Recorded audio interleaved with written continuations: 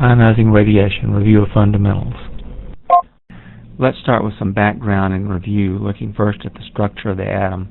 I'm sure you all recall that the atom is composed of two major components, the nucleus in the center consisting of protons and neutrons, and then orbiting the nucleus is what we've known as the electron cloud, a number of electrons.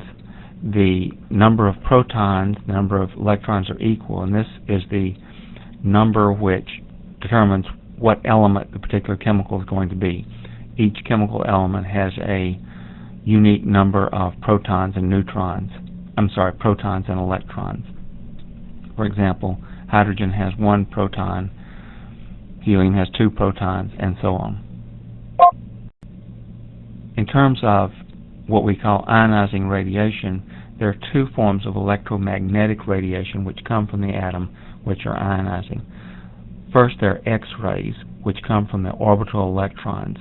These occur when the electrons are somehow increased in energy level, and this increase is temporary, and they decrease or decay back to their normal or ground state of energy, and in so doing, because of conservation of energy, they emit a packet of energy called an X-ray, a form of electromagnetic radiation, which is characteristic of the particular atom. So again, let me go over that. Something causes the electron in the atom to go to a higher energy state where it stays very briefly, perhaps only microseconds. Then it goes back to its normal energy state, emitting an X-ray. X-ray machines are designed to make this happen by bombarding a particular target made of a certain kind of material with high energy electrons, which are sufficient to bump up the electrons in energy. They then decay and give off these characteristic X-rays. The other form of electromagnetic radiation that is ionizing are what are known as gamma rays. These come from the nucleus of radioactive atoms, and they're associated with the radioactive decay process that takes place. Gamma rays and X-rays are exactly the same thing in terms of their physical characteristics, except that they may differ in energy. There's some overlap between X-rays and gamma rays, but generally speaking, gamma rays are of higher energy. These energy levels are characteristic of the particular atoms that produce them, and so we can identify an atom from its gamma radiation. Another important difference between X-rays and gamma rays is that gamma rays can't be turned off. They can be blocked or stopped in some way by shielding, but they are emitted continuously as the radioactive material decays, whereas X-rays, at least those produced by an X-ray machine, are subject to control in that you simply turn off the source of power to the machine and it stops generating the X-rays. The other kind of ionizing radiation we're concerned with comes from the nucleus of radioactive materials, and these are particles, and the two kinds of particles we're most concerned with are alpha and beta particles. Alpha particles consist of two protons and two neutrons, which is the same as the nucleus of a helium atom, so they are relatively large and heavy and highly charged compared to other forms of ionizing radiation. Beta particles, on the other hand, are equivalent to an electron, a high-speed electron.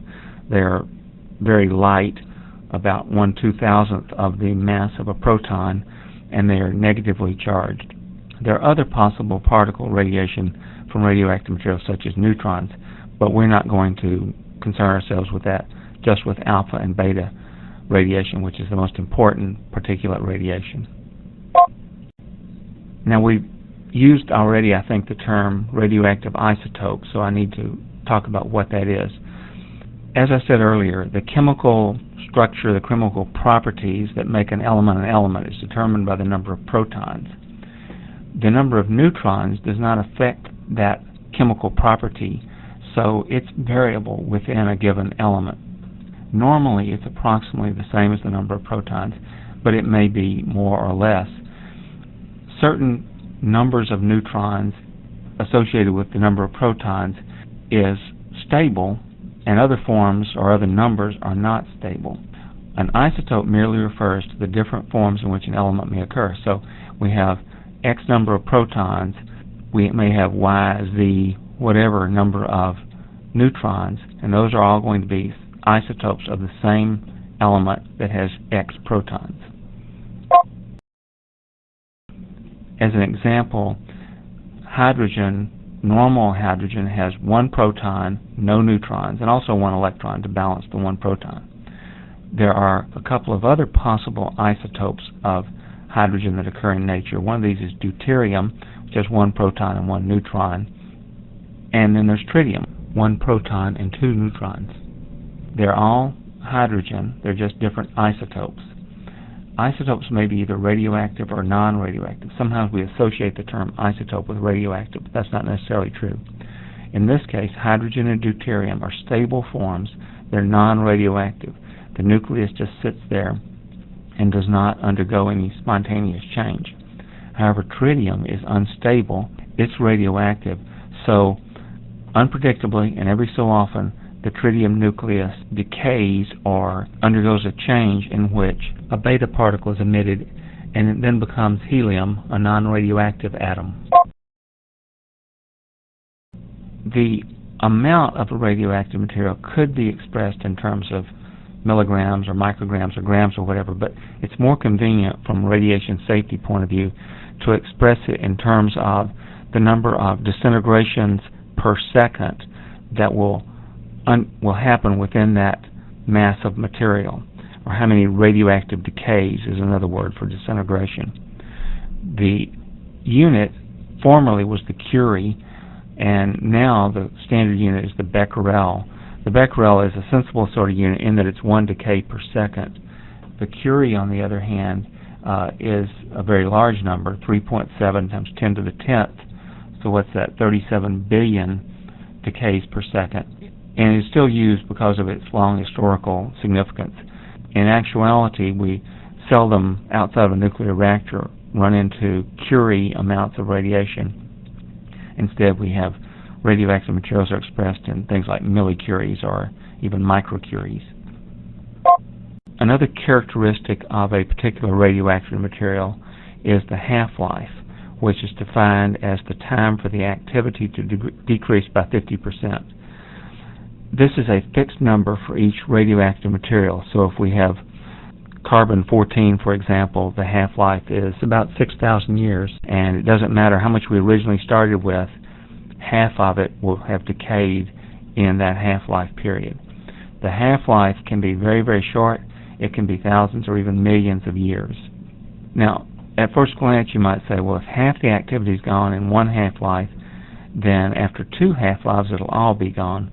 But actually, it's an exponential sort of decrease in that half is gone after the first half-life, 3/4 is gone after two half-lives, and so on, as you can see in the graph on this slide. So, for example, after 4 half-lives, only 6% remains, and you see the calculation there. If you take 0.5 or 1/2 and multiply it 4 times, you get 0.0625, which is about 6%. What would the amount remaining be after 5 half-lives? Well, you'd simply multiply by half again, so it would be about 3%. And then after 6 half-lives, it would be 1.5%. So it approaches 0, but never gets there. Now, another important characteristic of radiation is the energy level.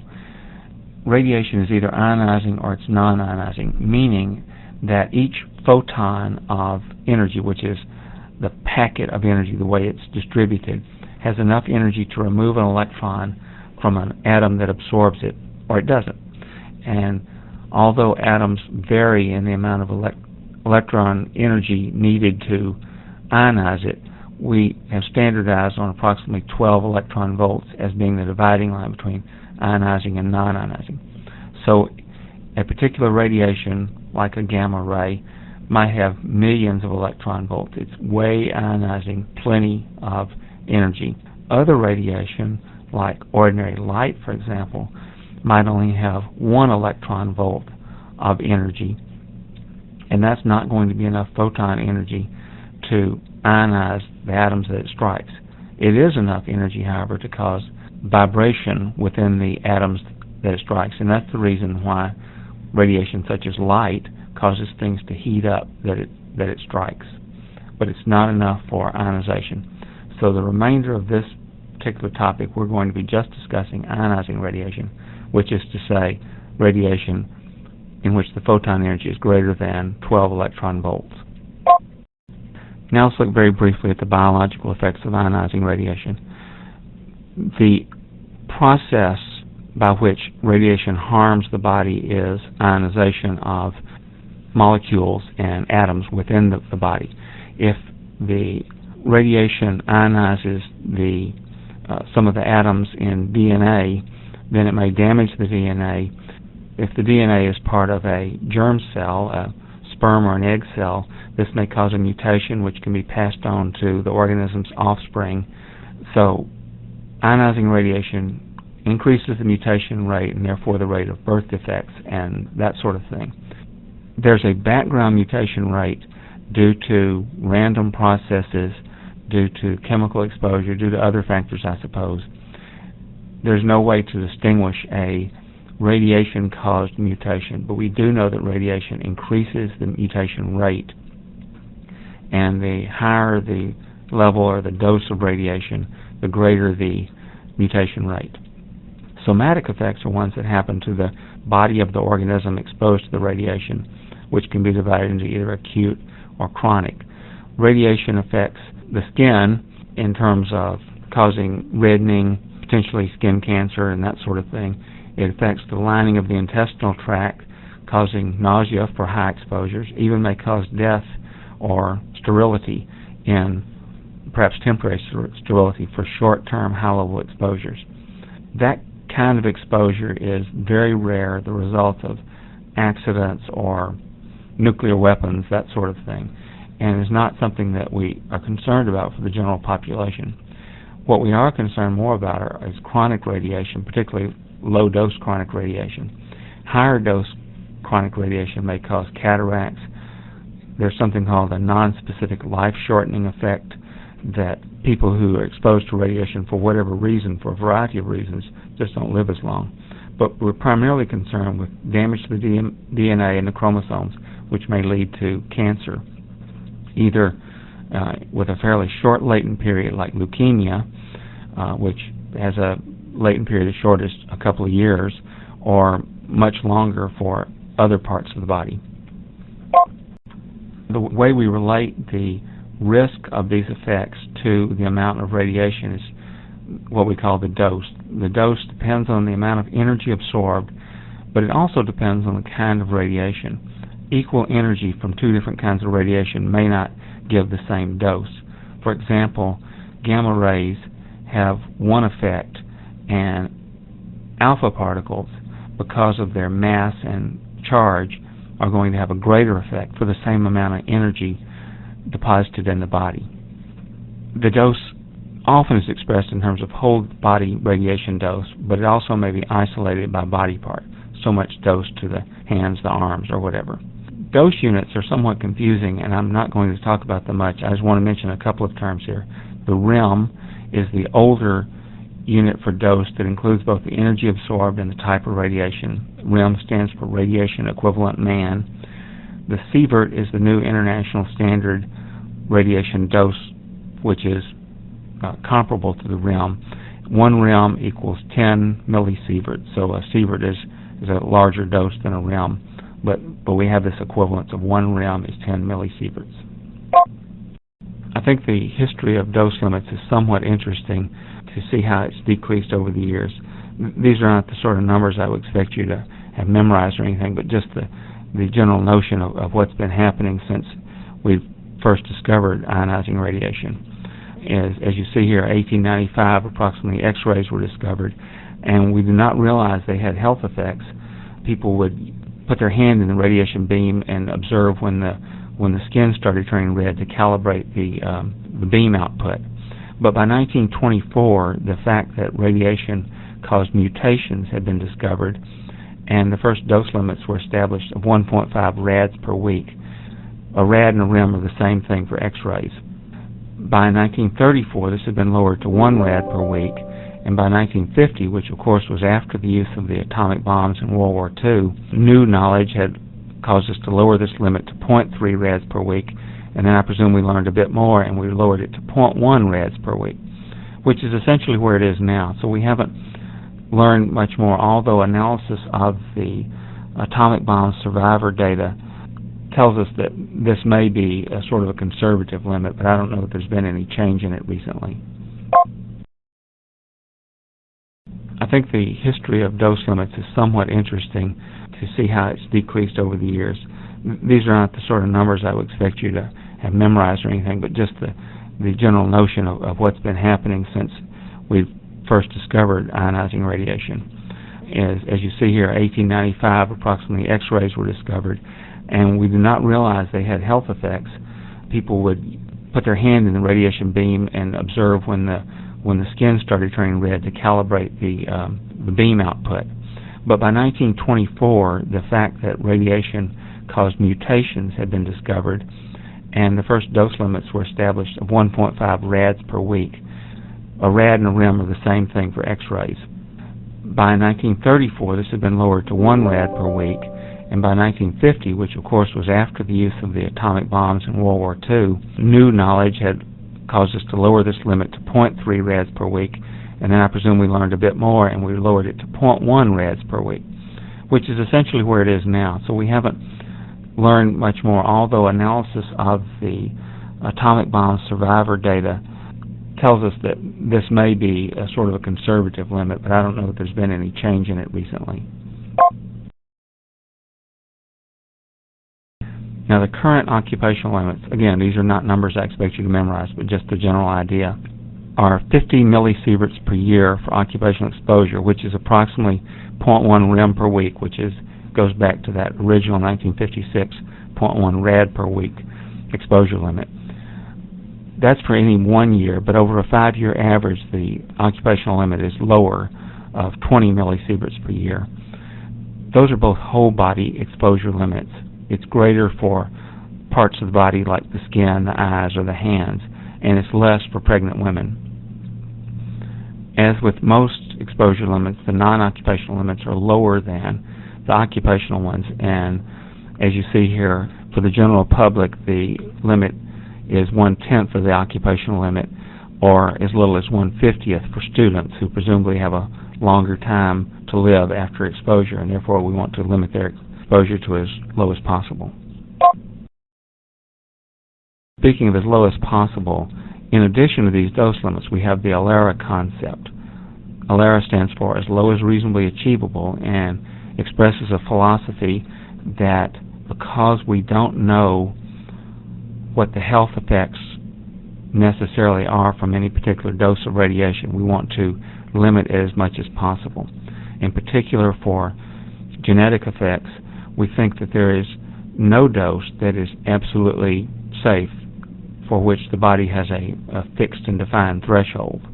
Therefore, we want to make the dose as low as reasonably achievable. We also want to have no dose without a corresponding benefit. So we don't do X-rays for fun, for example. We do X-rays just for medically necessary purposes.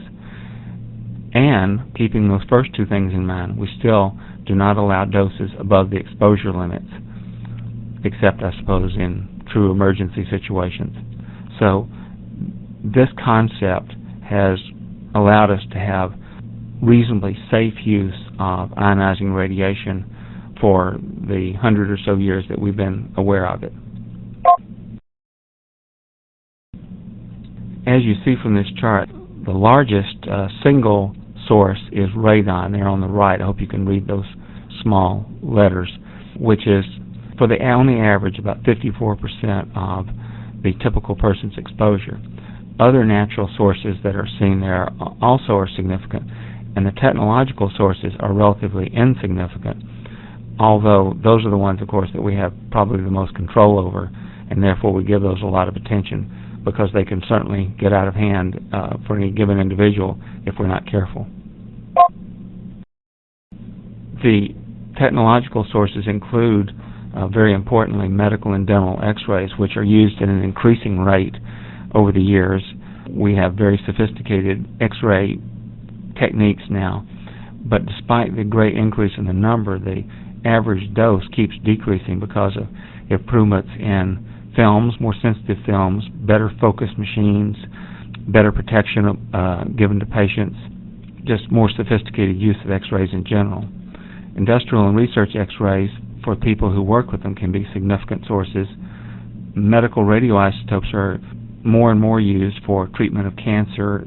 I believe there's something like 10 million treatments per year, and the dose for those is very carefully evaluated to make sure it does the job with minimal damage to the rest of the body, and of course minimal exposure to the people using it. Nuclear power plants are certainly a potential source of ionizing radiation. There are very large amounts of radioactive isotopes in a nuclear power plant, but they're very well controlled, very well shielded, and the exposure to the public is absolutely zilch from the nuclear power plants. In fact, the exposure is much greater from something like a coal burning power plant, because the coal contains minute quantities of radiation which isn't destroyed in the burning process but is emitted into the air. So the overall exposure from nuclear power plants is very low. Somewhat higher exposure to the public comes from the mining, milling, and processing of fuel. And in particular, concern is the spent fuel, which we will talk about in a little more detail, from nuclear power plants. But if you live around an area where nuclear fuel is processed, there are certain low-level radioactive wastes that are generated that may cause exposure to the public to some degree. There are also ordinary consumer products which have the potential for ionizing radiation exposure. The common smoke detector uses a alpha emitter source. I believe it's usually americium, which is totally safe as long as it stays within the smoke detector, because the alpha particles have a very limited range and this can do no harm to the person using the smoke detector unless you break the thing apart and expose the source.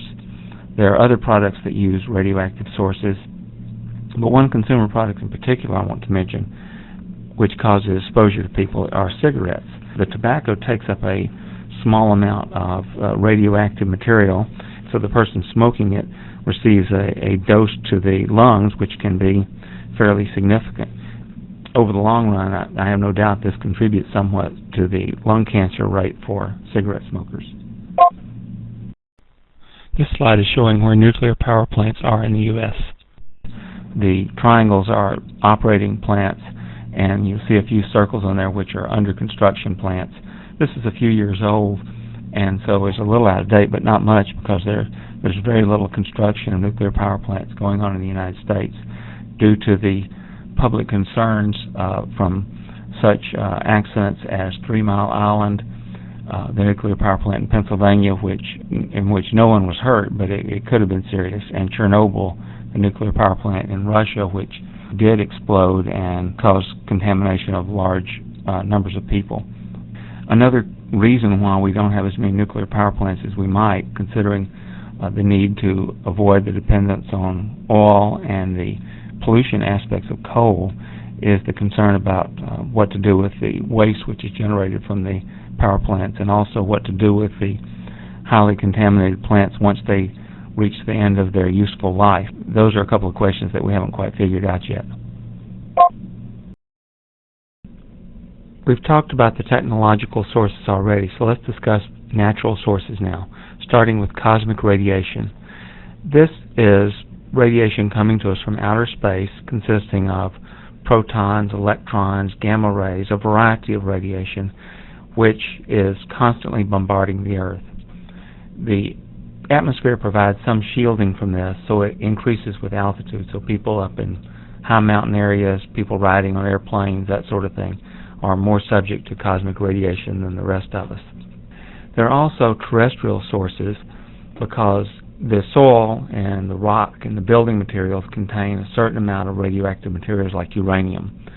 And depending on where you are in the country, the building materials tend to have more or less of radioactive component. If you have a house built of stone and you've built it from certain stones in certain parts of the country, then you're more likely to have radiation exposure from that. There's also internal sources such as various contaminants or components of our food and water. Certain plants take up radioactive isotopes, and when they're created or naturally present, then they will be in our food or water. And then lastly, there's radon, which is the most important natural source by far, which we'll discuss in some detail. First, let's look at this map of terrestrial exposure, showing in black there the hot spots where there are relatively high uranium deposits in the soil. Nevertheless, the exposure to people from terrestrial sources is only a few tenths of a millisievert per year compared to the 50 millisieverts that's the occupational exposure limit.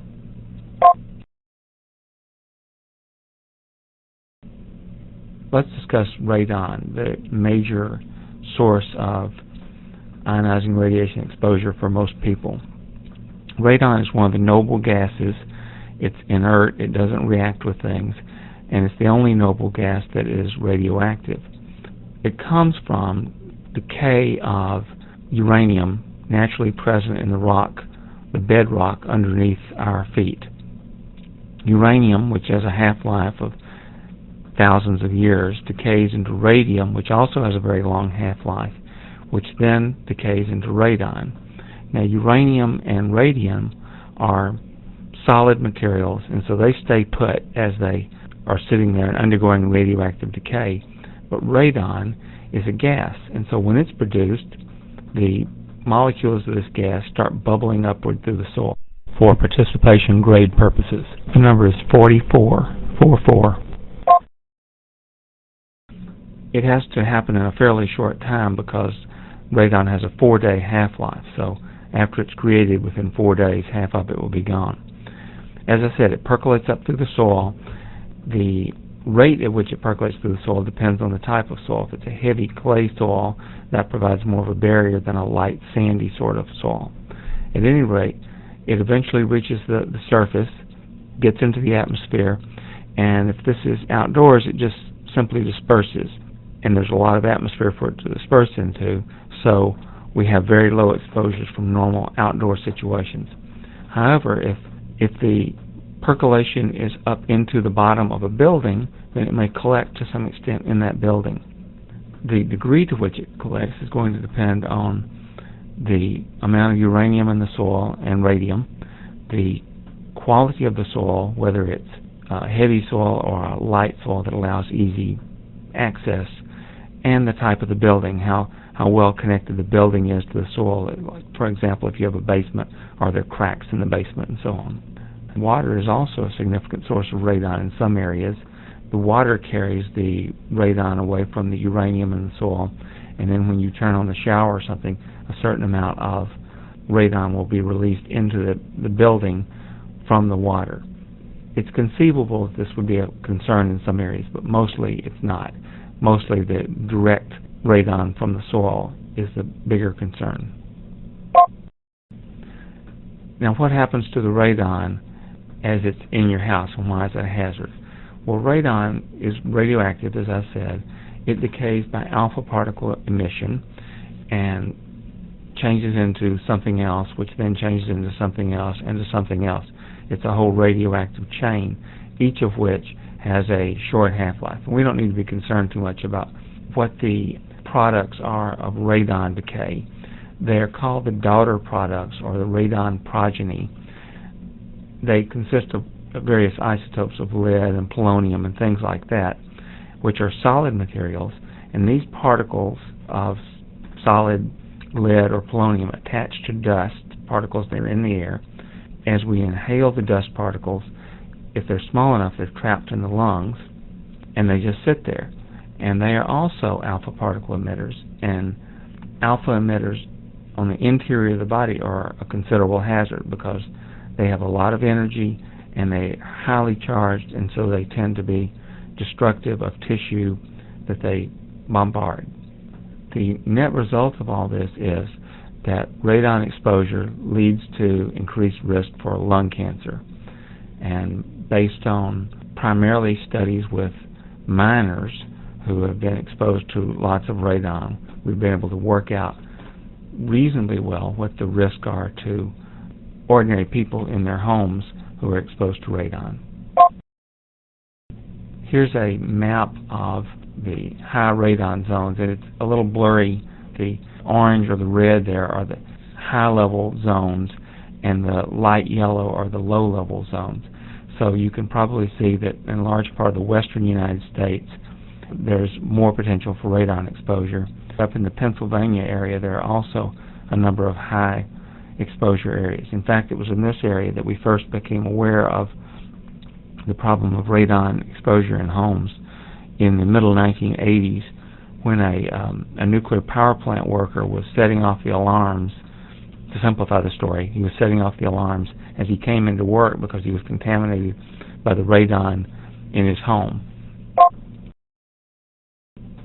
This map shows the zones in Arkansas, again with the light color being the lower hazard and the orange color being the moderate hazard.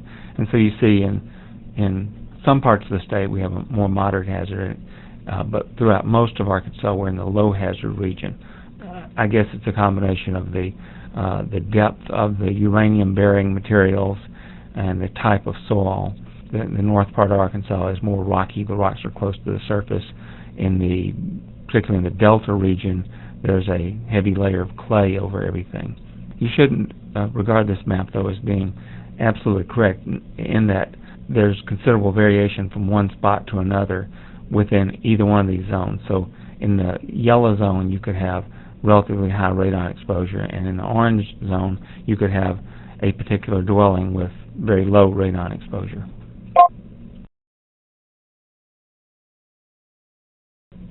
This chart comes from EPA and shows the relative risk of radon compared to other typical exposures, and this would be deaths per year in the United States due to this particular aspect. And you will see that radon is right there at 10,000, 12,000, something like that, deaths per year, which is a very large number, of course. If you look at, even something as like fire hazard, much less than radon hazard. I think that radon is definitely one of the highest potential environmental exposures that we should be concerned about. Now, not everybody believes this chart is correct, and there's certainly a considerable uncertainty, but even with the uncertainty, radon is one of the major environmental risks that we are exposed to on a regular basis. Here's a chart also from EPA showing the risk of lung cancer and the risk of dying from lung cancer if you're a smoker. This whole chart is for people who are smokers. If you'll look about halfway down the left where it says 4 PCI/L, that's 4 picocuries per liter, which is the level where EPA recommends that something be done about home exposure. And at this level, if you were there for a lifetime, and about 29 people out of 1,000 would be expected to get lung cancer. So let's call it 30, so that's about 3 out of 100. So that's a 3% risk, lifetime risk. 3% is vastly greater than the risk level at which we evaluate or are concerned about most hazards, most environmental hazards. The average indoor radon level you see down there is 1.3 picocuries per liter, and even that is 9 people per 1,000 among smokers, so that's about 1%. Now this chart is for non-smokers, so you see that at the same levels of exposure, there's a lot less risk of lung cancer. At 4 picocuries per liter, we would expect something like 2 people instead of 29 people out of 1,000 to get lung cancer. So what we're seeing here is that the smoking and the radon together constitute a considerably larger risk. Nevertheless, even at these lower numbers for non-smokers, the radon is thought to be a considerable element of the lung cancer risk for people who don't smoke and people who aren't exposed to secondhand smoke while living with a smoker. To finish up, let's look at this list of average dose to the U.S. public. Of course, this being the average means that some people are going to have much higher and some will have much lower, particularly because the substantial portion of the total is from natural sources, and of that about 2/3 is from radon, and radon exposure varies greatly from one house to another, one part of the country to another. I think the key thing to remember here is that many of these sources are very minor. Such things as medical x-rays tend to be pretty small unless you're talking about big CT scans and all that sort of thing. Regardless of how low the dose is, we should keep in mind there's no safe exposure as far as we know right now for radiation exposure, so it's prudent to minimize whatever exposure we do get.